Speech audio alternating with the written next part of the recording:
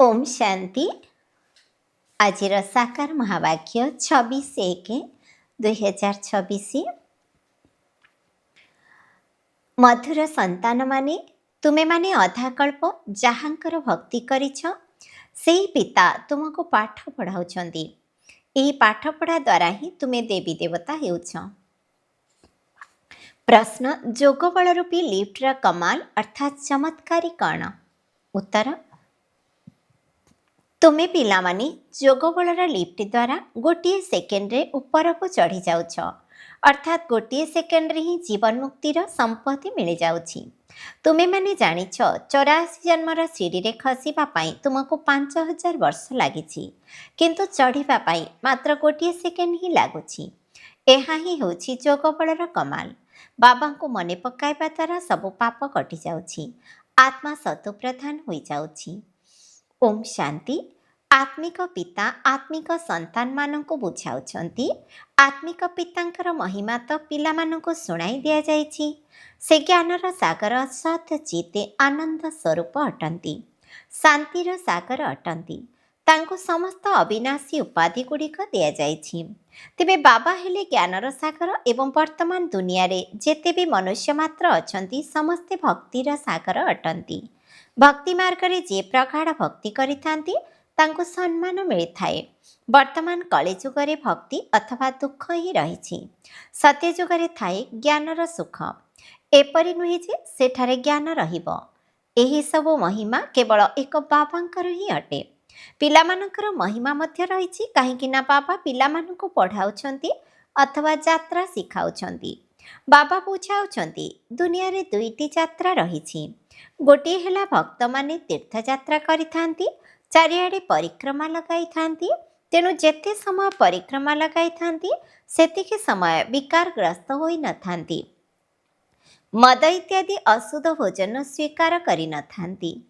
केबे बद्रीनाथ रे केबे काशी परिक्रमा लगाई थांती।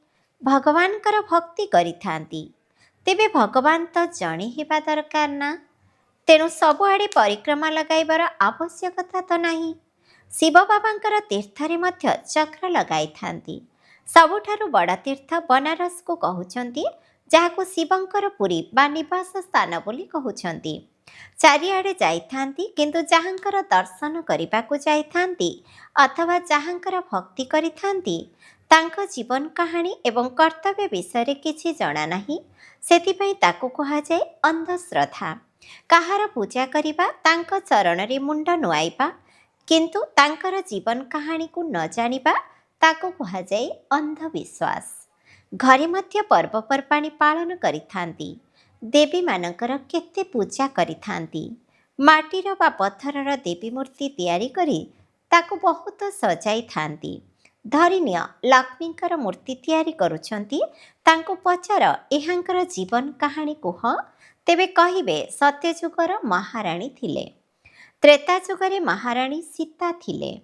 बाकी एमाने केते समय राज्य करिछन्ती। लक्ष्मीनारायणकर राज्य केबे ठारू केबे पर्यंत चलिला एकथा केही भी जानि नाहंती। मनुष्य भक्ति मार्ग रे यात्रा करिबाकु जाइथांती। एही सबु हेला भगवानक सहित मिसिबार उपाय। शास्त्र पढ़िबा मध्य भगवानक सहित मिसिबार उपाय अटे। किंतु भगवान अछन्ति केउठी? कहिबे से तो सर्वव्यापी अटंती। एबे तुमे माने जानुछ पाठ पढ़ा द्वारा आमे लक्ष्मी नारायण भली देवी देवता हेउछु। बाबा निजे आसी पढ़ाउछन्ति, जहाँक सहित मिसिबा पाई अधाकल्प भक्ति करिबाकु पड़ुछि। कहउछन्ति बाबा हमको पवित्र कर एवं निजर परिचय मध्य दिय जे आपण किए। बाबा बुझाइछन्ति जे तुमे आत्मा बिंदु अट। आत्मा को ही एठारे शरीर मिलेछि, सेतिपे एठारे कर्म करुछि। देवता मानक पई कहिबे जे एमाने तो सत्य जुगरे राज्य करि जाइछन्ति। ख्रिस्टियान माने भाबुछन्ति निश्चित भावरे गॉड फादर ही पाराडाइज स्थापन करिथिले। आमे सेठारे नथिलु। भारत रे पाराडाइज अर्थात स्वर्ग थिला, तथापि सेमानकर बुद्धि टिके भल अछि। भारतवासी सतो प्रधान भी हेउछन्ति एवं तमो प्रधान मध्य हेउछन्ति। अन्य धर्मावलंबी माने एते सुख भोग करुनाहांती, तेणु एते दुख मध्य भोग करुनाहांती। वर्तमान शेष समय ख्रिस्टियान माने केते सुखी अछन्ति। ପ୍ରଥମେ ତ ସେମାନେ ଗରିବ ଥିଲେ। ପଇସା ତ ପରିଶ୍ରମ କରି ରୋଜଗାର କରାଯାଏ ନା। ପ୍ରଥମେ କେବଳ ଖ୍ରୀଷ୍ଟ ହିଁ ଆସିଲେ, ତାପରେ ତାଙ୍କର ଧର୍ମ ସ୍ଥାପନ ହେଲା, ବୃଦ୍ଧି ଚାଲିଲା। ଜଣକରୁ 2 ଜଣ, 2 ଜଣରୁ ପୁଣି 4 ଜଣ, ଏହିଭଳି ବୃଦ୍ଧି ହୋଇଥାଏ। ଏବେ ଦେଖ ଖ୍ରୀଷ୍ଟିଆନ ମାନଙ୍କର ବଂଶ କେତେ ବୃଦ୍ଧି ହୋଇଗଲାଣି। ମୂଳଦୁଆ ହେଲା ଦେବୀ ଦେବତା କୂଳ। ତାହା ପୁଣି ବର୍ତ୍ତମାନ ଏହିଠାରେ ସ୍ଥାପନା ହେଉଛି। ପ୍ରଥମେ ଜଣେ ବ୍ରହ୍ମା ଥାଆନ୍ତି, ପୁଣି ବ୍ରହ୍ମାଙ୍କର ମୁଖବଂଶୀ ସନ୍ତାନ ବ୍ରାହ୍ମଣମାନଙ୍କର ବୃଦ୍ଧି ହୋଇଥାଏ। ବାବା ପାଠ ପଢ଼ାଉଛନ୍ତି, ତେଣୁ ଅନେକ ବ୍ରାହ୍ମଣ ହୋଇଯାଉଛନ୍ତି। ପ୍ରଥମେ ତ ବ୍ରହ୍ମା ଜଣେ ଥିଲେ ନା। ଜଣଙ୍କଠାରୁ କେତେ ବୃଦ୍ଧି ହେଲାଣି ଏବଂ ଆହୁରି କେତେ ବୃଦ୍ଧି ହେବାକୁ ଅଛି। ଯେତିକି ସୂର୍ଯ୍ୟବଂଶୀ ଚନ୍ଦ୍ରବଂଶୀ ଦେବୀ ଦେବତାମାନେ ଥିଲେ, ସେତିକି ପୁଣି ହେବେ। ପ୍ରଥମେ ହେଲେ ଜଣେ ପିତା। ବାବାଙ୍କର ଆମେ କେତେ ଆତ୍ମାରୂପୀ ସନ୍ତାନ ଅଟୁ। ଆମ ସମସ୍ତ ଆତ୍ମାଙ୍କର ଅନାଦି ପିତା ଜଣେ ଅଟନ୍ତି। ପୁଣି ସୃଷ୍ଟିର ଚକ୍ର ଘୂରି ଚାଲିଛି। ସବୁ ମନୁଷ୍ୟ ତ ସଦା କାଳ ପାଇଁ ରହୁନାହାନ୍ତି ନା। ଆତ୍ମାମାନଙ୍କୁ ଭିନ୍ନ ଭିନ୍ନ ଅଭିନୟ କରିବାକୁ ପଡ଼ିଥାଏ। ଏହି ବୃକ୍ଷର ପ୍ରଥମ କାଣ୍ଡ ହେଲା ଦେବୀ ଦେବତା ଧର୍ମ। ପୁଣି ସେଥିରୁ ଅନ୍ୟ ଧର୍ମର ଶାଖା ବାହାରିଥାଏ। ବାବା ଆସି ପିଲାମାନଙ୍କୁ ବୁଝାଉଛନ୍ତି, ପିଲାମାନେ, ମୁଁ ଆସି କ'ଣ କରୁଛି? ଆତ୍ମାରେ ହିଁ ଜ୍ଞାନର ଧାରଣା ହୋଇଥାଏ। ବାବା ଆସି ଶୁଣାଉଛନ୍ତି ଯେ ମୁଁ କିପରି ଆସିଲି। ତୁମେ ସବୁ ପିଲାମାନେ ପତିତ ହୋଇଯାଇଛ, ତେଣୁ ବାବାଙ୍କୁ ସ୍ମରଣ କରୁଛ। ସତ୍ୟଯୁଗ ତ୍ରେତା ଯୁଗରେ ତୁମେମାନେ ସୁଖୀ ଥିଲ, ତେଣୁ ସ୍ମରଣ କରୁନଥିଲ। ଦ୍ୱାପର ଯୁଗ ପରେ ଯେତେବେଳେ ଦୁଃଖ ଅଧିକ ହେଲା, ସେତେବେଳେ ଡାକିଲ, ହେ ପରମ ପିତା ପରମାତ୍ମା। ଏ ଡାକ ଶୁଣି ଶିବ ବାବା କହିଲେ, ହଁ ପିଲାମାନେ, ଶୁଣିଲି। କ'ଣ ଚାହୁଁଛ? ବାବା ଆସି ପତିତମାନଙ୍କୁ ପବିତ୍ର କର। ବାବା, ଆମେ ବହୁତ ଦୁଃଖୀ ପତିତ ଅଟୁ, ଆମକୁ ଆସି ପବିତ୍ର କର, କୃପା କର, ଆଶୀର୍ବାଦ କର। ତୁମେ ମୋତେ ଡାକିଛ, ବାବା ଏଠାକୁ ଆସି ପତିତମାନଙ୍କୁ ପବିତ୍ର କର। ପବିତ୍ର ସତ୍ୟଯୁଗକୁ କୁହାଯାଏ। ଏକଥା ମଧ୍ୟ ବାବା ନିଜେ ଆସି ବୁଝାଉଛନ୍ତି। ଡ୍ରାମାର ପ୍ଲାନ୍ ଅନୁସାରେ ଯେବେ ସଙ୍ଗମ ଯୁଗ ହୁଏ, ସୃଷ୍ଟି ପୁରୁଣା ହୋଇଯାଏ, ତେବେ ମୁଁ ଆସେ। ତୁମେ ଜାଣୁଛ, ସନ୍ନ୍ୟାସୀ ମଧ୍ୟ 2 ପ୍ରକାରର ଅଛନ୍ତି। ସେମାନେ ହେଲେ ହଠଯୋଗୀ, ତାଙ୍କୁ ରାଜଯୋଗୀ କୁହାଯିବ ନାହିଁ। ସେମାନଙ୍କର ହେଲା ହଦ୍ର ସନ୍ନ୍ୟାସ, ଘରଦ୍ୱାର ଛାଡ଼ି ଜଙ୍ଗଲରେ ଯାଇ ରହିଥାନ୍ତି, ଗୁରୁମାନଙ୍କର ଅନୁଗାମୀ ହୋଇଥାନ୍ତି। ଗୋପୀଚାନ୍ଦ ରାଜାଙ୍କର ମଧ୍ୟ ଗୋଟିଏ କାହାଣୀ ଶୁଣାଇଥାନ୍ତି। ସେ କହିଲେ, ତୁମେ ଘରଦ୍ୱାର କାହିଁକି ଛାଡ଼ିଲ? କେଉଁଠାକୁ ଯାଉଛ? ଶାସ୍ତ୍ରରେ ବହୁତ କିଛି କାହାଣୀ ଅଛି। ଏବେ ତୁମେ ବିକେମାନେ ରାଜାମାନଙ୍କୁ ମଧ୍ୟ ଯାଇ ଜ୍ଞାନ ଶିଖାଉଛ। ଗୋଟିଏ ଅଷ୍ଟବକ୍ର ଗୀତା ମଧ୍ୟ ରହିଛି, ଯେଉଁଥିରେ ଲେଖାଯାଇଛି, ରାଜାଙ୍କୁ ବୈରାଗ୍ୟ ଆସିଲା। କହିଲେ, ମୋତେ କେହି ପରମାତ୍ମାଙ୍କ ସାକ୍ଷାତକାର କରାଇ ଦିଅ। ରାଜ୍ୟରେ ଡେଙ୍ଗୁରା ପିଟାଇଲେ। ତାହା ଏହି ସମୟର କଥା ଅଟେ। ତୁମେ ମଧ୍ୟ ବାବାଙ୍କ ସହିତ ମିଳନ କରାଇବା ପାଇଁ ରାଜାମାନଙ୍କୁ ଜ୍ଞାନ ଦେଉଛ ନା? ଯେପରି ତୁମେ ମିଶୁଛ, ସେହିପରି ଅନ୍ୟମାନଙ୍କୁ ମଧ୍ୟ ବାବାଙ୍କ ସହ ମିଶାଇବା ପାଇଁ ଚେଷ୍ଟା କରୁଛ। ତୁମେ କହୁଛ, ଆମେ ତୁମକୁ ସ୍ୱର୍ଗର ମାଲିକ କରିଦେବୁ, ମୁକ୍ତି ଜୀବନ ମୁକ୍ତି ଦେବୁ। ପୁଣି ତାଙ୍କୁ କୁହ, ଶିବ ବାବାଙ୍କୁ ମନେ ପକାଅ, ଆଉ କାହାକୁ ନୁହେଁ। ତୁମ ପାଖରେ ମଧ୍ୟ ଆରମ୍ଭ ସମୟରେ ଜଣେ ଅନ୍ୟ ଜଣକୁ ଦେଖି ବସି ବସି ଧ୍ୟାନରେ ଚାଲି ଯାଉଥିଲେ ନା? ବଡ଼ ଆଶ୍ଚର୍ଯ୍ୟ ଲାଗୁଥିଲା। ବାବା ଏହାଙ୍କ ଭିତରେ ଥିଲେ ନା, ତେଣୁ ସେ ଚମତ୍କାର କରାଉଥିଲେ। ସମସ୍ତଙ୍କର ମନ ବୁଦ୍ଧିର ରସିକୁ ଟାଣି ନେଉଥିଲେ। ବାପଦାଦା ଏକାଠି ଥିଲେ ନା? କବରସ୍ଥାନ ତିଆରି କରୁଥିଲା। ସମସ୍ତେ ବାବାଙ୍କ ସ୍ମୃତିରେ ଶୋଇଯାଅ।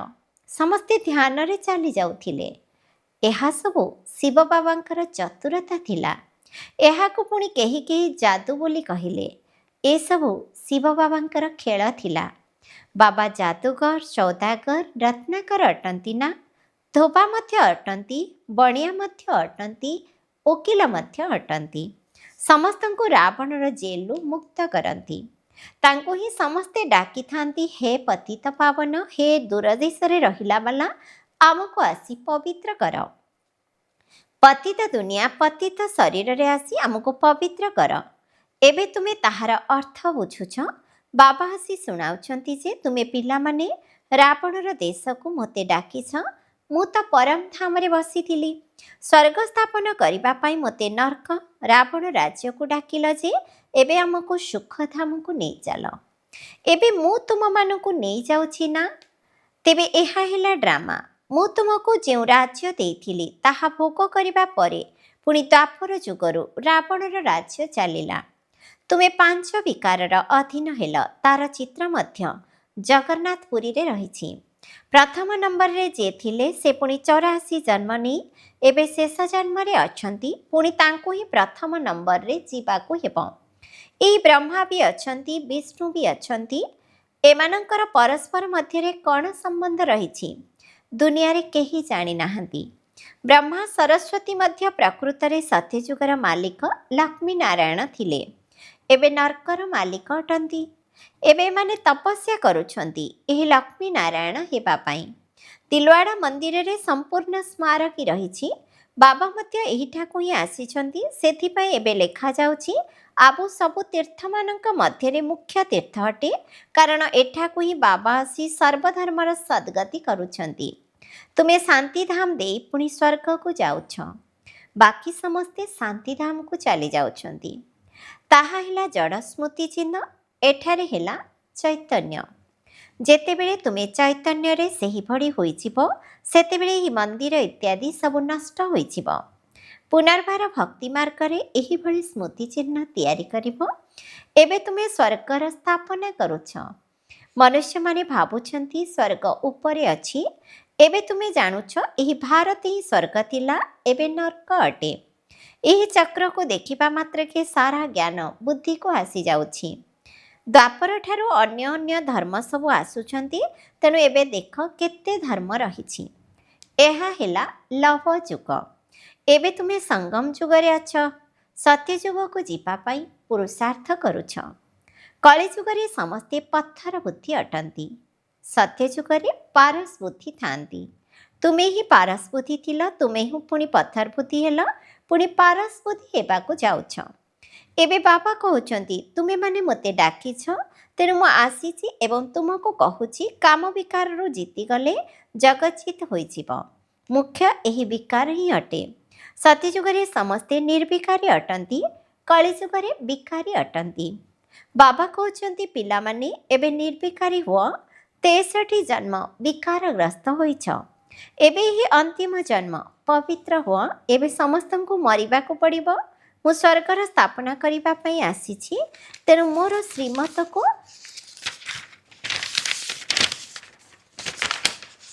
ପାଳନ କର। ମୁଁ ଯାହା କହୁଛି ତାହା ଶୁଣ। ଏବେ ତୁମେ ପଥର ବୁଦ୍ଧିକୁ ପାରସ ବୁଦ୍ଧି କରିବା ପାଇଁ ପୁରୁଷାର୍ଥ କରୁଛ। ତୁମେ ହିଁ ପୁରା 84 ଜନ୍ମର ସିଡ଼ି ତଳକୁ ଖସୁଛ, ପୁଣି ଚଢ଼ୁଛ। ତୁମେ ଯେପରି ଜିନ୍ ଅଟ। ଜିନ୍ର କାହାଣୀ ରହିଛି ନା? ସେ କହିଲା ମୋତେ କାମ ଦିଅ। ତେଣୁ ରାଜା କହିଲେ ଆଚ୍ଛା, ସିଡ଼ିରେ ଓହ୍ଲାଅ, ପୁଣି ଚଢ଼। ବହୁତ ମନୁଷ୍ୟ କହିଥାନ୍ତି ଭଗବାନଙ୍କର କ'ଣ ଦରକାର ଥିଲା ଯାହାକି ସିଡ଼ି ଚଢ଼ାଉଛନ୍ତି ପୁଣି ଖସାଉଛନ୍ତି। ଭଗବାନଙ୍କୁ କ'ଣ ସଂକଳ୍ପ ଆସିଲା ଯାହାକି ଏହିଭଳି ସୃଷ୍ଟିର ସିଡ଼ି ତିଆରି କଲେ? ବାବା ବୁଝାଉଛନ୍ତି ଏହା ଅନାଦି ଖେଳ ଅଟେ। ତୁମେମାନେ 5000 ବର୍ଷରେ 84 ଜନ୍ମ ନେଇଛ। ତୁମକୁ ତଳକୁ ଖସିବା ପାଇଁ 5000 ବର୍ଷ ଲାଗିଛି। ପୁଣି ଗୋଟିଏ ସେକେଣ୍ଡରେ ଉପରକୁ ଯାଉଛ। ଏହା ହେଲା ତୁମର ଯୋଗ ବଳର ଲିଫ୍ଟ। ବାବା କହୁଛନ୍ତି ମୋତେ ମନେ ପକାଇଲେ ତୁମର ପାପ କଟିଯିବ। ବାବା ଆସିବା ମାତ୍ରେ ତୁମେ ଗୋଟିଏ ସେକେଣ୍ଡରେ ଉପରକୁ ଚଢ଼ି ଯାଉଛ। ପୁଣି ତଳକୁ ଖସିବା ପାଇଁ 5000 ବର୍ଷ ଲାଗୁଛି। କଳା ସବୁ କମି କମି ଯାଉଛି। ତୁମକୁ ଚଢ଼ିବା ପାଇଁ ତ ଏବେ ଯେମିତି ଲିଫ୍ଟ ମିଳିଯାଇଛି। ଗୋଟିଏ ସେକେଣ୍ଡରେ ଜୀବନ ମୁକ୍ତି। ତୁମକୁ ଶତପ୍ରଧାନ ହେବାର ଅଛି। ପୁଣି ଧୀରେ ଧୀରେ ତମ ପ୍ରଧାନ ହେବ। ଏଥିପାଇଁ 5000 ବର୍ଷ ଲାଗୁଛି। ଆଚ୍ଛା, ପୁଣି ତମ ପ୍ରଧାନରୁ ଶତପ୍ରଧାନ ହେବ ଗୋଟିଏ ଜନ୍ମରେ। ଏବେ ମୁଁ ତୁମକୁ ସ୍ୱର୍ଗର ବାଦଶାହୀ ଦେଉଛି। ତେବେ ତୁମେ ପବିତ୍ର କାହିଁକି ନେହେବ? କିନ୍ତୁ ଏଠାରେ କାମୀ କ୍ରୋଧୀ ମଧ୍ୟ ଅଛନ୍ତି ନା? ବିକାର ପାଇଁ ସ୍ତ୍ରୀକୁ ମାଡ଼ ମାରିଥାନ୍ତି, ବାହାରକୁ ବାହାର କରିଦେଇଥାନ୍ତି, ନିଆଁ ଲଗାଇ ଦେଇଥାନ୍ତି। ଅବଳାମାନଙ୍କ ଉପରେ କେତେ ଅତ୍ୟାଚାର ହେଉଛି, ଏହା ମଧ୍ୟ ଡ୍ରାମାରେ ନିର୍ଦ୍ଧାର୍ଯ୍ୟ ଅଛି। ଆଚ୍ଛା, ମିଠା ମିଠା ଶିକିଲଧି ସନ୍ତାନମାନଙ୍କ ପ୍ରତି ମାତା ପିତା ବାପଦାଦାଙ୍କର ମଧୁର ସ୍ନେହ ସମ୍ପନ୍ନ ଶୁଭେଚ୍ଛା ଏବଂ ସୁପ୍ରଭାତ। ଆତ୍ମିକ ପିତାଙ୍କର ଆତ୍ମିକ ସନ୍ତାନମାନଙ୍କୁ ନମସ୍ତେ। ଆମ ଆତ୍ମିକ ସନ୍ତାନମାନଙ୍କର ମଧ୍ୟ ଆତ୍ମିକ ପିତାଙ୍କୁ ନମସ୍ତେ ନମସ୍ତେ ନମସ୍ତେ। धारणा पाई मुख्य सारांश 1 नंबर, विश्वर मालिक हेबा पाई बा विश्वर बासाही नेबा पाई काम विकार जहाँकि मुख्य विकार अटे ता उपरे विजय प्राप्त करने हेब। संपूर्ण निर्विकारी निश्चित हेबाकु पड़िब। 2 नंबर, जेपरि आमको बाबा मिली जाइछन्ति सेहिभଳି समस्तଙ୍କୁ बाबाଙ୍କ सहित मिसाइबा पाई चेष्टा करिबाकु हेब। समस्तଙ୍କୁ बाबांकर प्रकृत परिचय देबाकु हेब। सच्चा सच्चा यात्रा शिखाइबाकु हेब। वरदान, गम अर्थात दुखर दुनिया सम्मुखरे थिले मध्य बेगमपुर बादशाहर अनुभव करुथिबा अष्ट शक्ति स्वरूप हुआ। गम एवं बेगमर ज्ञान तुमको एबे ही मिलुछि, तेणु दुखर दुनिया सम्मुखरे थिले मध्य बेगमपुर राजत्वर अनुभव करिबा एहा ही हेउछि अष्ट शक्ति स्वरूप कर्मेन्द्रजित पिलामानंकर लक्षण। एबे ही तुमମାନଙ୍କୁ बाबाଙ୍କ द्वारा सर्वशक्ति गुड़िक प्राप्त हेउछि, किंतु जदि कौनसी संगदोषरे पाड़ी बा कौनसी कर्मेन्द्रियर वशीभूत होई निजर शक्ति को हराई देउछ, तेबे बेगमपुर जे खुशी बा निशा तुमको मिलुछि ताहा स्वतः ही हजि जाउछि एवं बेगमपुर बासा अर्थात सुख दुनियार सम्राट होई मध्य सुखर कांगाल होई जाउछ। स्लोगान, जदि दृढ़तार शक्ति सर्वदा साथी रे रहिथिबो तेबे सफलता गଳାର ହାର ହୋଇଯିବ। अव्यक्ति सारा यही अव्यक्ति मासरे बंधन मुक्त होई जीवन मुक्त स्थितिर अनुभव कर। निजर संकल्प गुड़िकर झड़ बा कौनसी भी संबंध द्वारा प्रकृति द्वारा बा समस्या गुड़िक द्वारा आसुथिबा झड़ बा विघ्न आसुची, तेबे सेथिरु मुक्ति पाइबा पाई जोगयुक्त एवं युक्तियुक्त हुआ। जे पर्यंत जोगयुक्त होई ना से पर्यंत विघ्न सहित युक्त होई रहिथिबा। ओम शांति।